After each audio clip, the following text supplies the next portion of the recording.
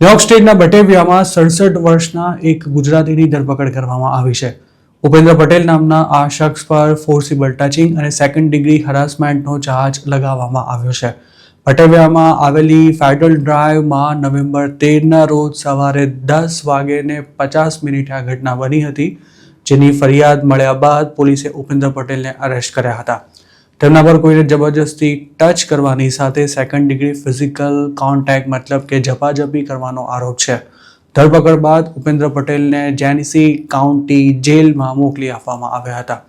પોલીસના જણાવ્યા અનુસાર આરોપીને અરેસ્ટ કરાયા તે દિવસે સાંજે 7 વાગે તેમને કોર્ટમાં હાજર કરાયા હતા, પણ તેમને બોન્ડ મળ્યા કે નહીં તેની કોઈ વિગતો નથી મળી શકી.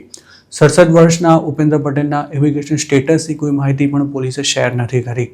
તેમના પર જે ચાર્જિસ લગાવાયા છે તે બંને મિસડિમિનર છે, જેમાં ફોર્સિબલ ટચિંગના આરોપમાં 1 વર્ષ સુધીની જેલ અને $1000 દંડની સાથે 3 વર્ષના પ્રોબેશનની સજા થઈ શકે છે. આરોપી પર સેકન્ડ ડિગ્રી હરાસમેન્ટનો જે ચાર્જ લાગ્યો છે તેમાં 15 દિવસની જેલની સજા ઉપરાંત $250નો દંડ થઈ શકે છે. એવી પૂરી શક્યતા પણ છે કે ઉપેન્દ્ર પટેલને રસ્તા પર કોઈની સાથે બોલાચાલી થયા બાદ તેની સાથે ઝપાઝપી થઈ જતા મામલો પોલીસ સુધી પહોંચ્યો હોઈ શકે છે.